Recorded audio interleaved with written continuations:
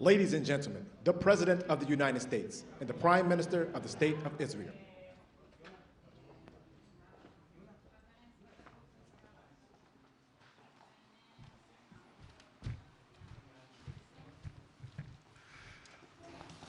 Thank you very much.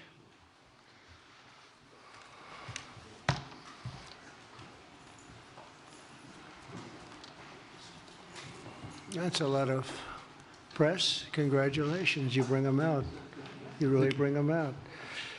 Today, I'm delighted to welcome Israeli Prime Minister Benjamin Netanyahu back to the White House. It's a wonderful feeling and a wonderful event. We had fantastic talks, and thank you very much with your staff. He's the first foreign head of state to visit during our administration, and Bibi, I want to say it's an honor to have you with us. Over the past 4 years, the U.S. and the Israeli alliance has been tested more than any time in history. But the bonds of friendship and affection between the American and Israeli people have endured for generations, and they are absolutely unbreakable. They are unbreakable. I'm confident that under our leadership, the cherished alliance between our two countries will soon be stronger than ever. We had a great relationship. We had great victories together 4 years ago. Not so many victories over the past 4 years, however.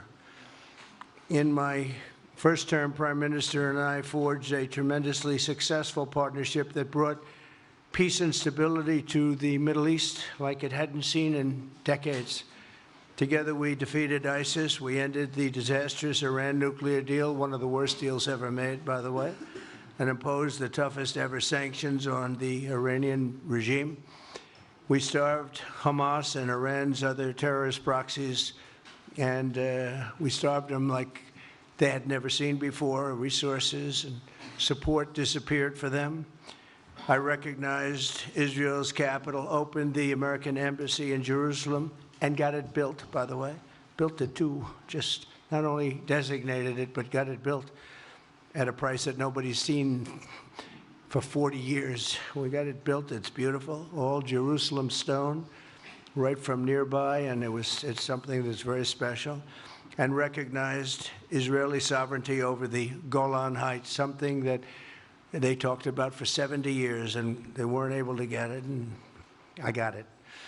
And with the historic Abraham Accord, something that was really an achievement that was, I think, going to become more and more important because we achieved the most significant Middle East peace agreements in half a century, but the Abraham Accords in particular, and I really believe that many countries will soon be joining this amazing peace and economic development transaction. It really is a big economic development transaction.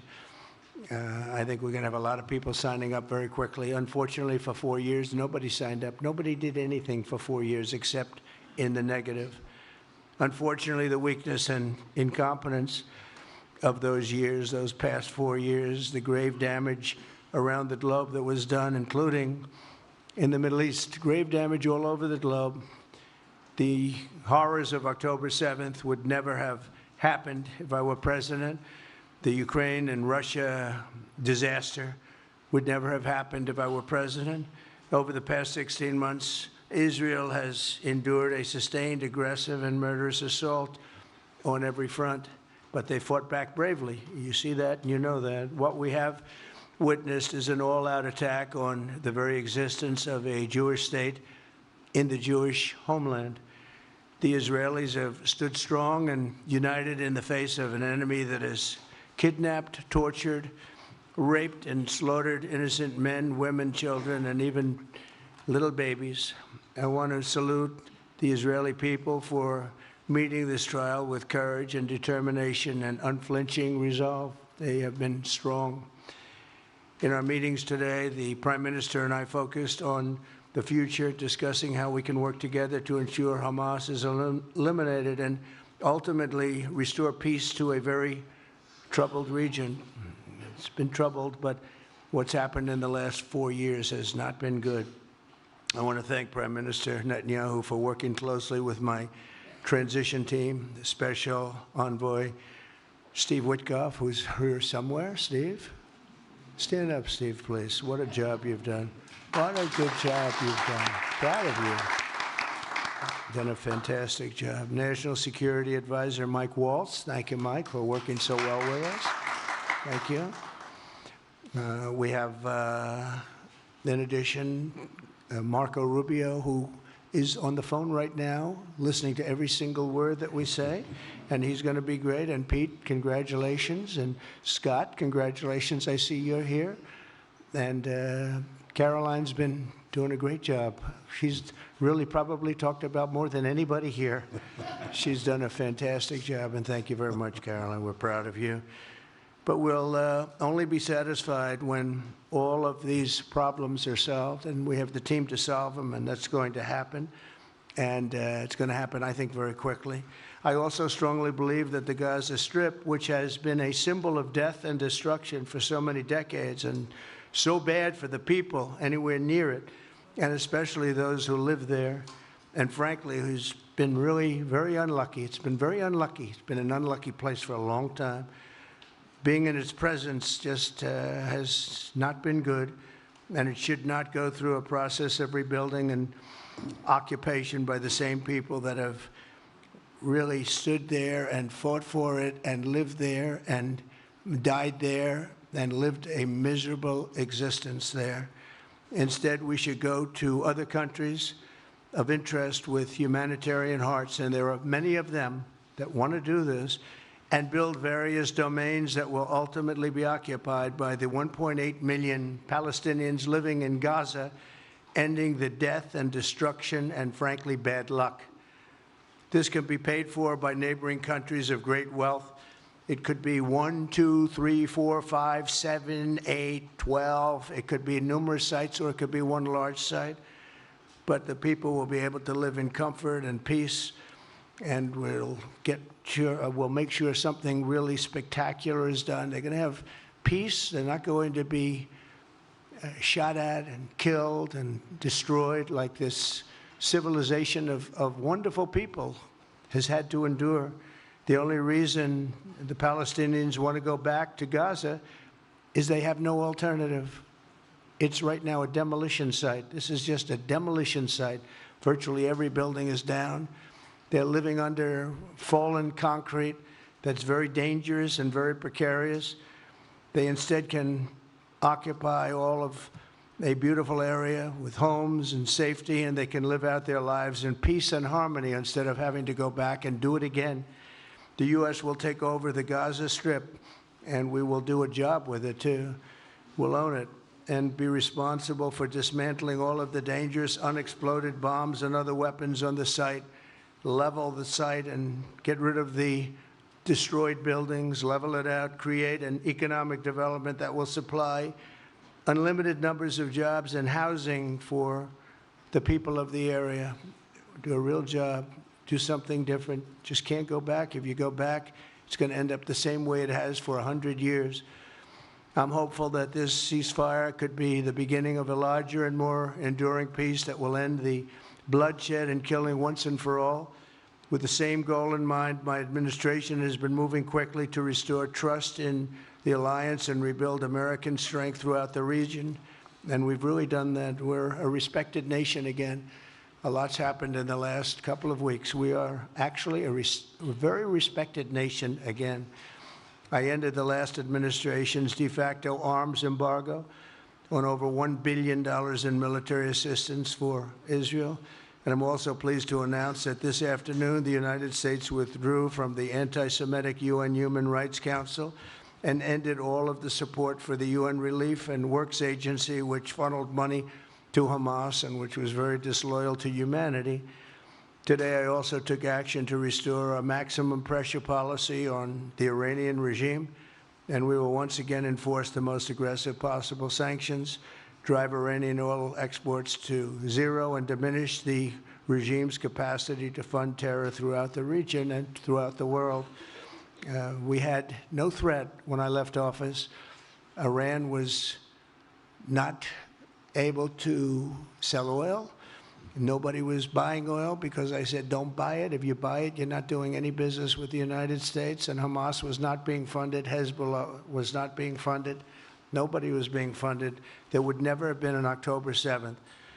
2 weeks ago, I once again designated the Houthis as a terrorist organization. They're trying to destroy world shipping lanes, and that's not going to happen. And over the weekend, I ordered airstrikes against senior ISIS leaders hiding in the caves of Somalia and took them out. Here in America, we've begun the process of deporting foreign terrorists, jihadists, and Hamas sympathizers from our soil, just as we have people that are extremely evil, and we're sending them out of our country. They came from jails. They came from mental institutions and insane asylums, and they were dumped into our country. They're gang members. We're getting them out at numbers that nobody can actually believe. And every single country is taking those people back. They said they would never take them back, and they're all taking them back, and they're taking them back very gladly. And I recently signed an executive order combating the vile wave of anti-Semitism that we've seen in the aftermath of the October 7th attacks. Together, America and Israel will renew the optimism that shined so brightly just 4 years ago. It was really a bright, beautiful light. We will restore calm and stability to the region and expand prosperity, opportunity, and hope to our nations and for all people of the Middle East, including the Arab and Muslim nations. Very important. We want the Arab and Muslim nations to have peace and have tranquility and have great lives. I'd like to now invite Prime Minister Netanyahu to say a few words, and we'll take some questions afterwards. Thank you very much. Thank you, Mr. President. I'm honored that you invited me to be the first foreign leader to visit the White House in your second term. This is a testament to your friendship and support for the Jewish state and the Jewish people. I've said this before, I'll say it again. You are the greatest friend Israel has ever had in the White House.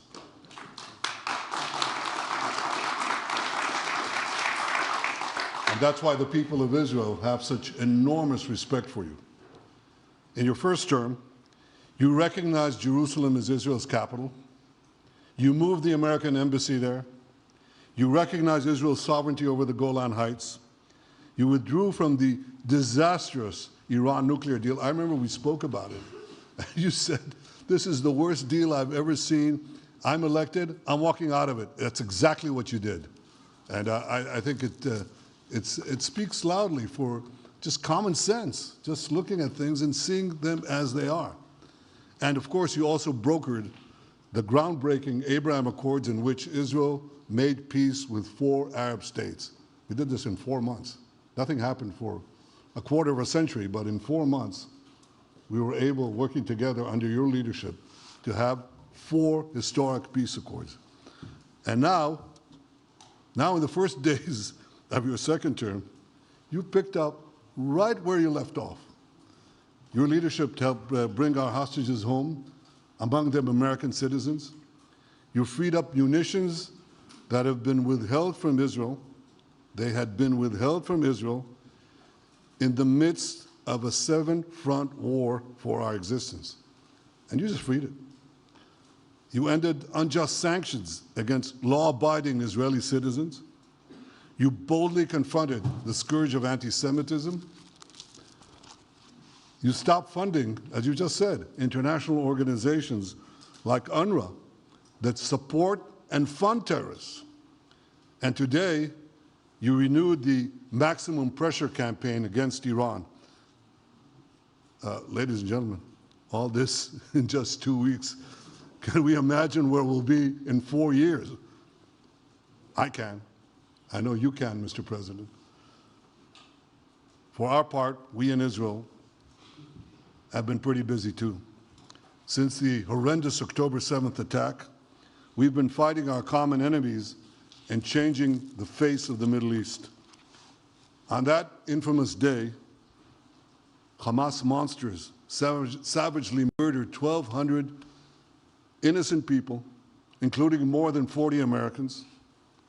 They beheaded men, they raped women, they burnt babies alive, and they took 251 people hostage to the dungeons of Gaza.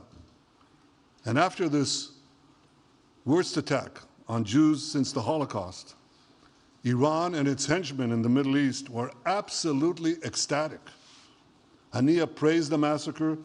Sinwar said that Israel was finished. Nasrallah boasted that Israel was, here's what he said, as feeble as a spider's web. Well, Mr. President, Haniya is gone.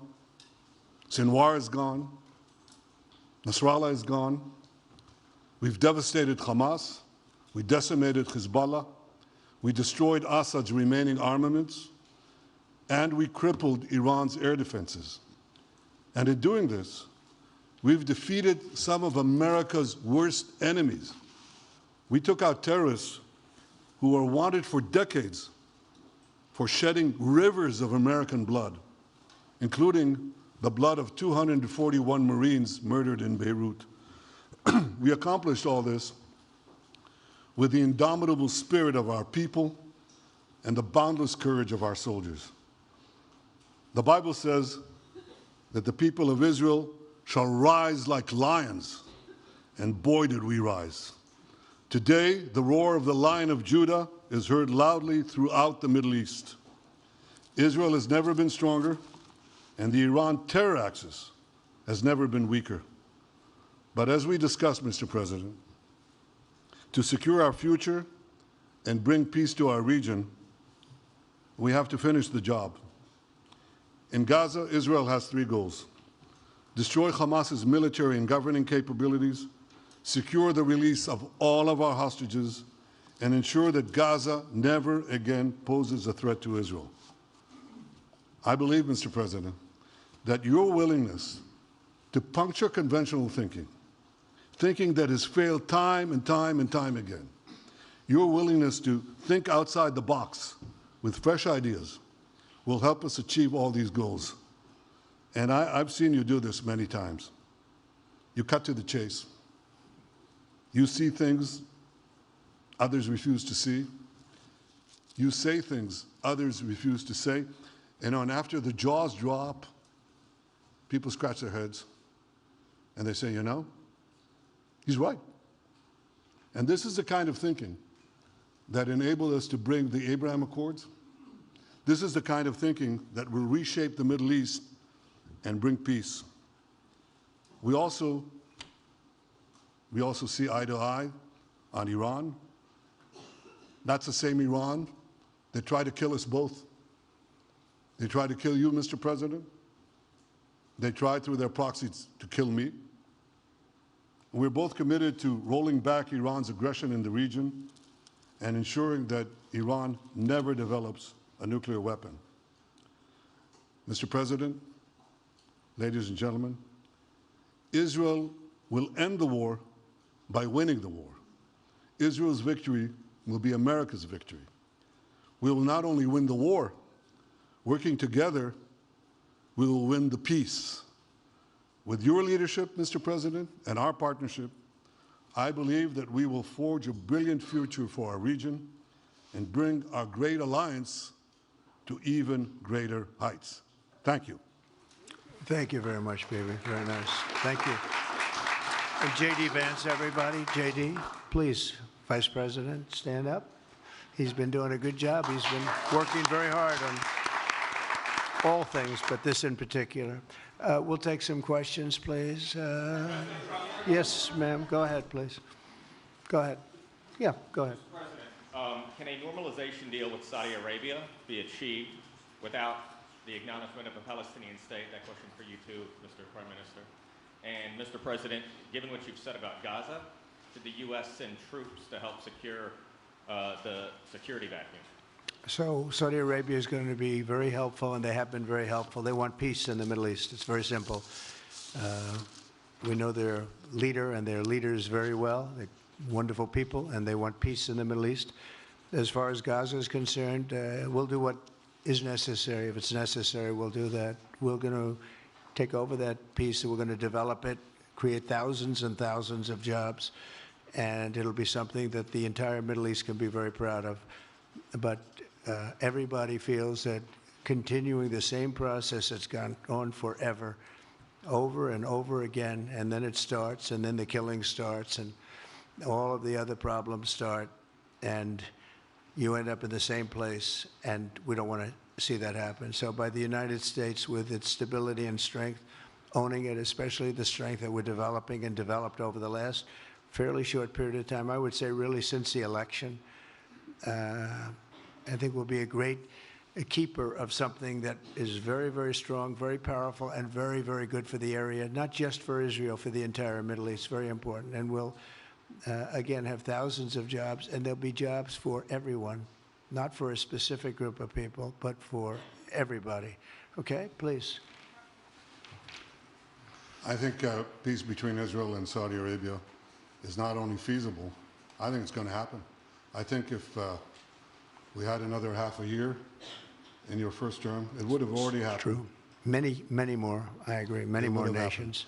I think you can't prejudge and pre-guess how we'll achieve it, but I'm committed to achieving it. And I know the President is committed to achieving it, and I think the Saudi leadership is interested to achieve it. So we'll give it a good shot, and I think we'll succeed. Yeah, please, go ahead.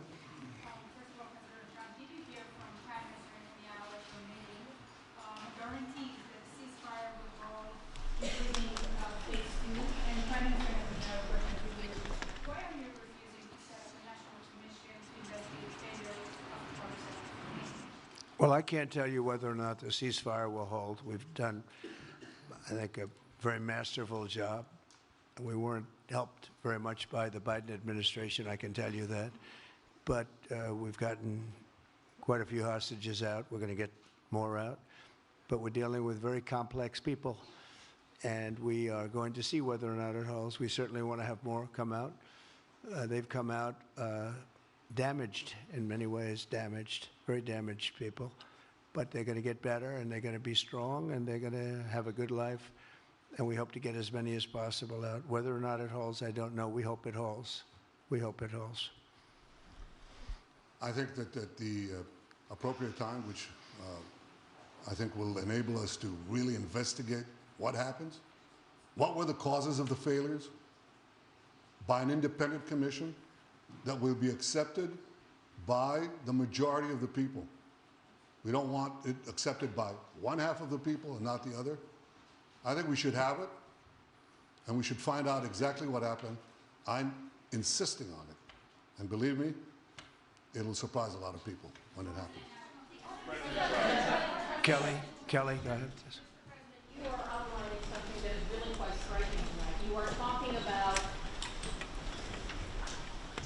Thank you, Mr. President, Mr. Prime Minister. You are talking tonight about the United States taking over a sovereign territory.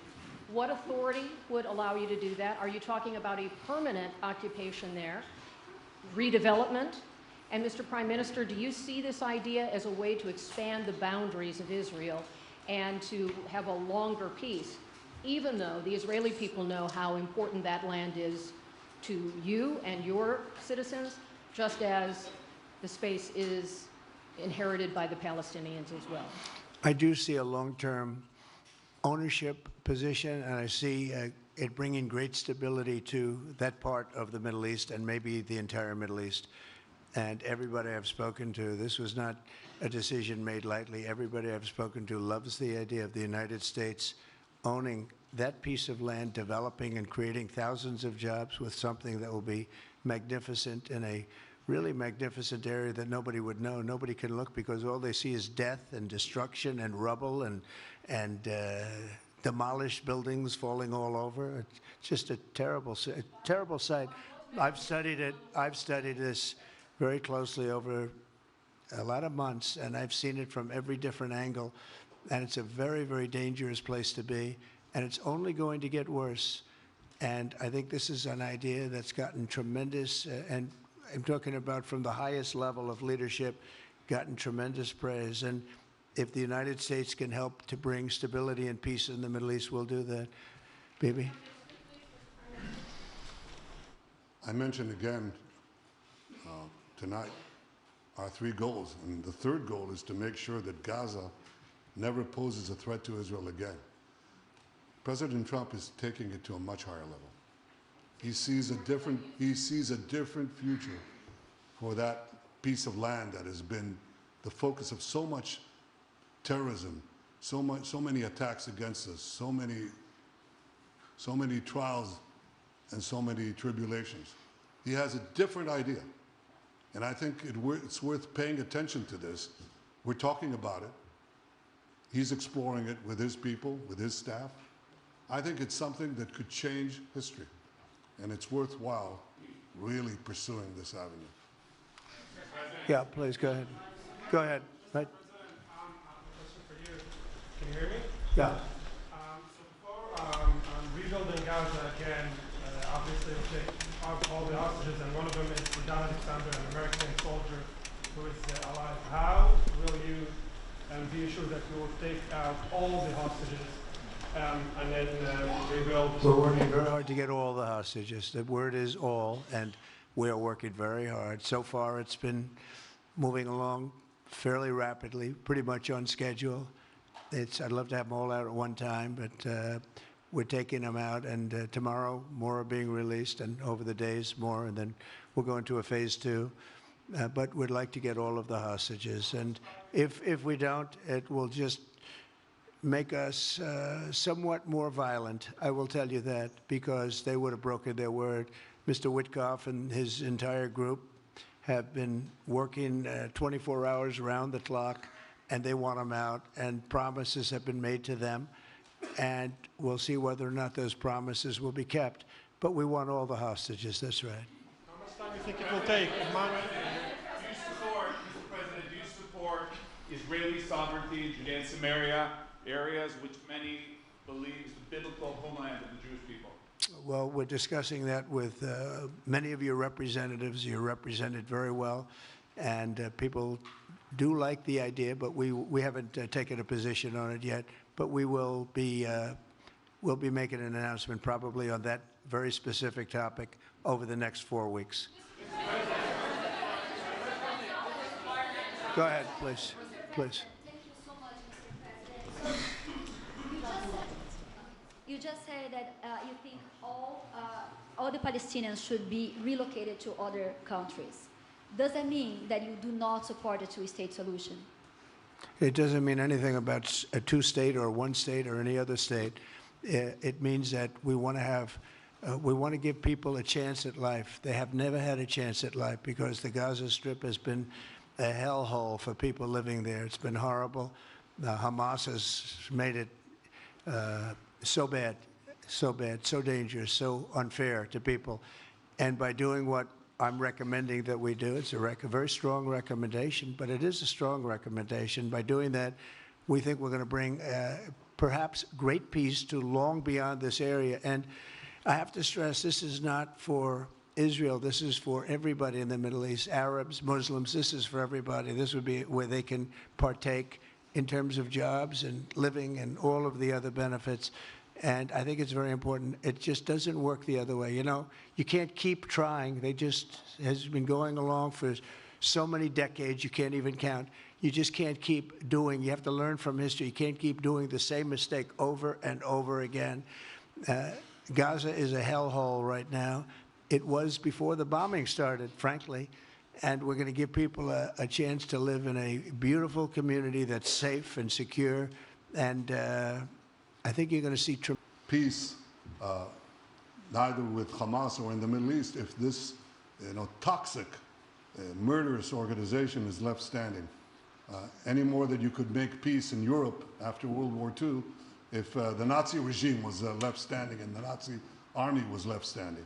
You want a different future? You got to knock out the people who want to destroy you and destroy peace. That's what we're going to do.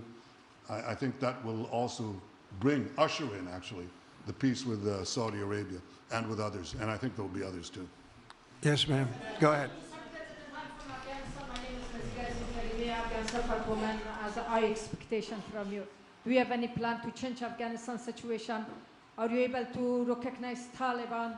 Because I'm an Afghan journalist, Afghan suffered woman. Any comment about Afghanistan? What's your future plan for Afghan people, especially Afghan? I have a little hard time understanding you. Where are you from? Oh. Actually, it's a beautiful voice and a beautiful accent. The only problem is I can't understand a word you're saying. But I just say this, good luck, live in peace. Go ahead, please. That's okay, yeah, please. Prime Minister, you said earlier today that it was tough for you to implement these sanctions on Iran, but you did indicate that you were willing to negotiate with them. What would that look like, and are you in conversations with them? And the same for the Prime Minister, sir. I hated doing it. I want Iran to be peaceful and successful. I hated doing it. I did it once before, and we brought them down to a level where they were unable to give any money. They had to survive themselves, and they had no money. They were essentially broke, and they had no money for, as I said, Hezbollah. They had no money for Hamas. They had no money for any form of terror. The 28, if you call it, the 28 sites of terror, they had no money for any of it. They had to do their own and focus on their own well-being. And I hated to do it then, and I hate to do it just as much now. And I say this, and I say this to Iran, who's listening very intently. I would love to be able to make a great deal, a deal where you can get on with your lives and you'll do wonderfully. You'll do wonderfully. Incredible people, industrious, beautiful, just an unbelievable group of people in Iran. And I know them well, have many friends from Iran and many friends that are Americans from Iran, and they're very proud of Iran. But I hated to do it, just so you understand. And I hope we're going to be able to do something so that it doesn't end up in a very catastrophic situation. I don't want to see that happen.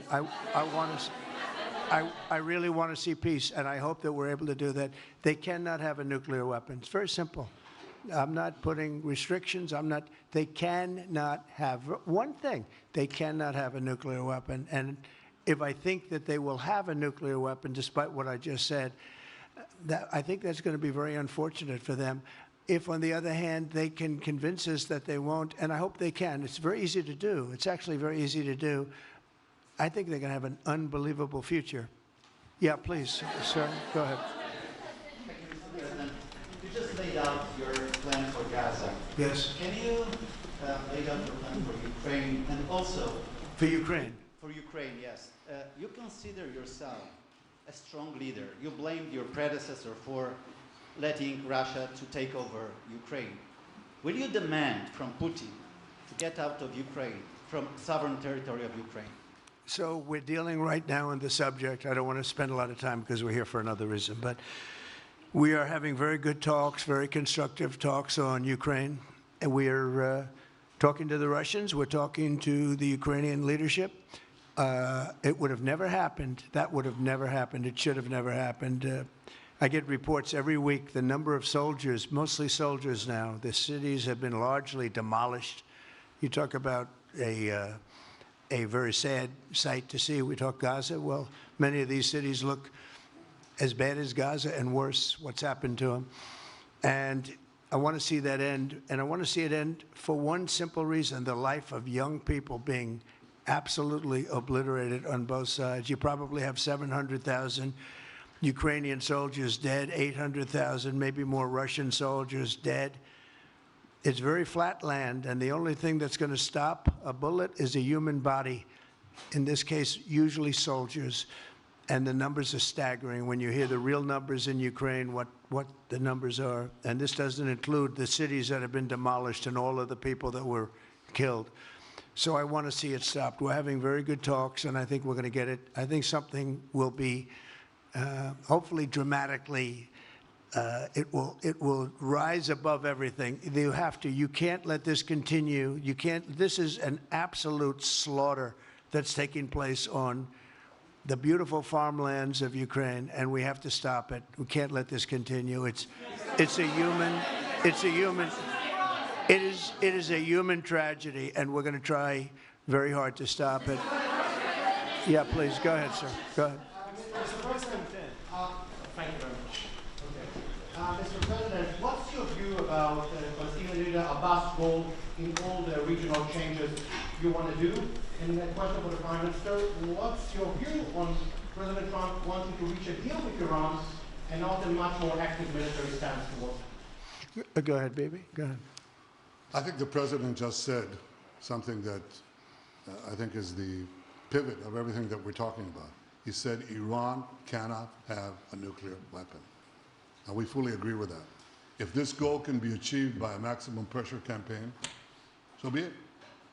But I think the most important thing is to focus on the goal, which the president just did, and I fully agree with it. Well, I said it, and he said it very well. It's a campaign of pressure to see if we can get something done. He doesn't want to do what some people think will automatically happen because they're very difficult people to deal with, as you know. But if we could solve this problem without warfare, without all of the things that you've been witnessing over the last number of years, it would be, I think it would be a tremendous thing. Go ahead, please. Do you have any plans to visit Israel soon? To visit where?